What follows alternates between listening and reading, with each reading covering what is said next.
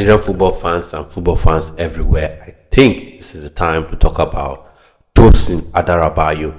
It's high time we talk about this guy. I've been speaking about him for a long time, saying he needs to be in the Nigerian Super Eagles. The NFF should get him right into the team because I think he is the long-term successor of William Chus Ekong, who, congratulations to him, he just had a charity event. Congrats to him. It's coming just as an indication that he's coming towards the end of his career. He said it before that this Nations Cup will be his last Nations Cup, and by definition, by extension, that then goes on to mean that the World Cup in 2026, if Nigeria is able to qualify for it, hopefully able to qualify for it, and that means that will be his last competition, for the Nigerian Super Eagles. Therefore, you need an experienced leader to be in the team. You need someone, who has the pedigree. And for me, Tosin Adarabioyo has this quality. He has that leadership spirit. He has the pedigree. He's an experienced performer in the Premier League. He has been, his time at Fulham and now his time at Chelsea. He scored yesterday, in the Club World Cup to see Chelsea through to the next round, to the knockout phases of the Club World Cup. He is a top player. There have been talks of him, wanting to play for Nigeria. There's some people that have said, they don't want him. They feel he's arrogant. He hasn't made a decision yet. He's come up to say he's never said he won't play for Nigeria. He's ready to make that decision. He is a top class performer, and Nigeria does need a top class performer in its ranks. Yes, you have Igor Ogbu, one of my favorite players, not just Nigerian players, my favorite player overall, and definitely one of my favorite defenders. Igor Ogbu, solid, definitely in the team.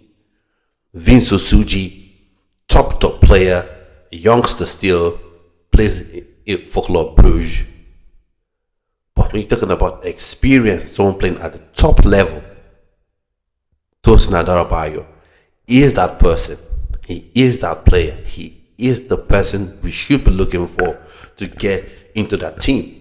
There are several options. I've mentioned just a couple on here, but there's several options. But for me, Tosin Adarabioyo, he ticks every box. You want a player who is physical, that will be able to, match what you have when you come to African football. You want someone who is physical. He has it. He's 6'5". He's an absolute monster of a human being.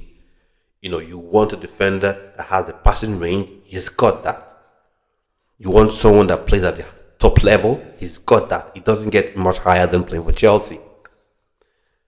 So you want someone that has that leadership ability. He's got that.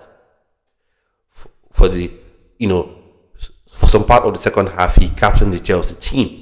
And he's captain Fulham as well in some games. So he's got that leadership, spirit. He's got that leadership experience, leadership ability. So those are the kind of players you want in the team.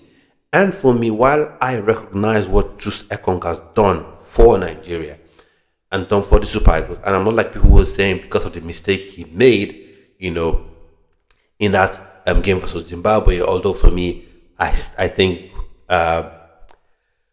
Wilfred Ndidi is more of a person that should bear more of the blame in that game. But I get why people complain about William Chus Ekong. I'm not one of those that are saying, William Chus Ekong, be done with him, throw him away, he should never play for the Super Eagles anymore. But we know he's coming towards the end of his career. And we know he can't play in every game. And we also know it's very dangerous for you to wait for a player, to be completely out of it come the end of 2026 World Cup. Nigeria wins the World Cup. Hopefully, fingers crossed, Nigeria wins the World Cup, in that hypothetical universe. And then William Chus Ekong decides to retire. That's not when you want to start running up and down, running helter-skelter, looking for a replacement. Because then you have another AFCON qualifiers who will just be right around the corner again. And just for making sure you have, replacements in the team. So for me, Tosin Adarabioyo is that guy. We have to talk about this guy. We have to talk about it. Even from a Chelsea perspective, the way Enzo Maresca has treated him for some parts of last season has just not been good enough.